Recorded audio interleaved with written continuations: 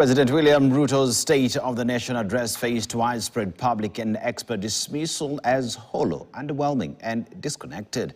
Critics noted that the speech heavily prioritized long-term development scorecards over immediate domestic crisis. These, as former Deputy President Rigathi Gachagua preemption of the president's speech triggered a wave of debate online on the porous government and Gachagua's intelligence networks.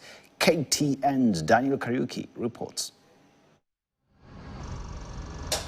Hours before President William Ruto's address to the nation, a DCP leader Rigathi Gachagua's claim of a major announcement sent political circles into overdrive. Speculation spread rapidly, with whispers in the corridors of power pointing to an imminent cabinet reshuffle. But as the president took to the podium, the anticipated shakeup never came. Instead, the focus shifted to a different agenda altogether: the unveiling of the Vision 2060 development blueprint, just as the DCP leader Gachagua had prophesied to Kenyans. Do you know what he is coming to do? To launch Kenya Vision 2060. This guy thinks Kenyans are fools.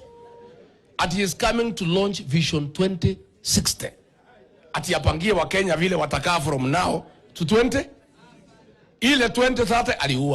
I challenge us to begin thinking beyond the immediate demands of today and to start imagining a futuristic roadmap for our nation.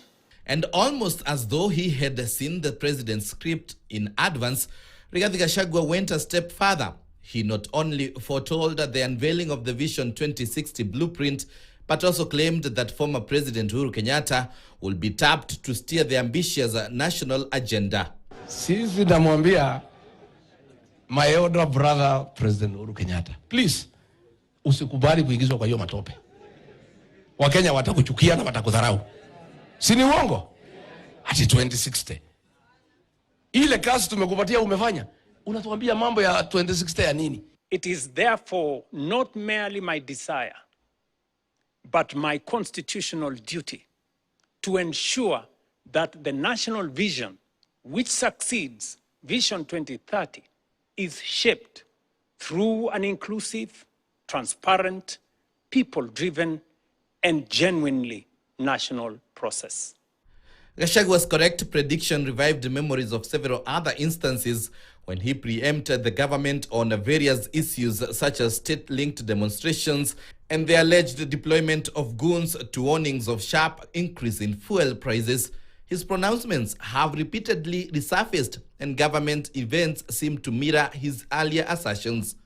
One of the most striking examples came in April this year, when Gachagua warned motorists that they should brace themselves for a steep jump in fuel, predicting the increase of more than 40 shillings per litre for diesel and super petrol by 28 shillings per litre.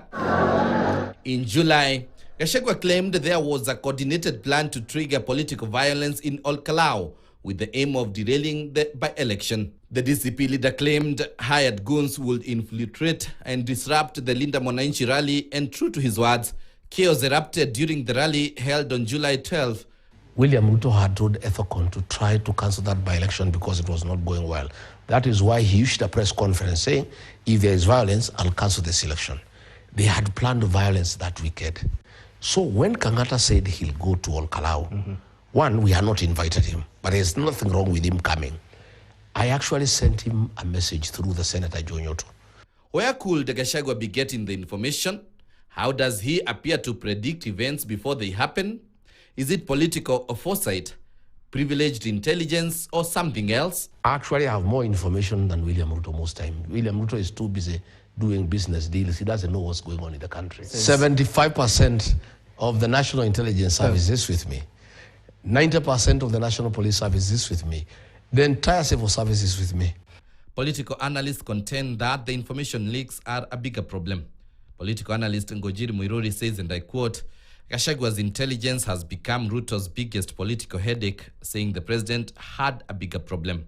People are not expecting to hear stories about Singapore, stories about Vietnam, Sentiments are echoed by Professor Gitile Naituli, who says the recurring predictions raise legitimate questions about the flow of information within government.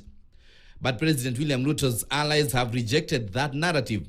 They insist there are no leaks within government, dismissing the claims as political speculations rather than evidence of insider access. Instead, they are a story which you cannot put a finger and put anything in it. If there are leakages, we have our systems that can identify the same, but most of these things are hot air. They are just incitement intended to confuse and create fights within our team. For now, Kenyans wait anxiously, not just for the next government announcement, but for Gachagua's next prediction. Whether it is a coincidence, political calculation, or privileged insight, each statement is now being watched through a different lens.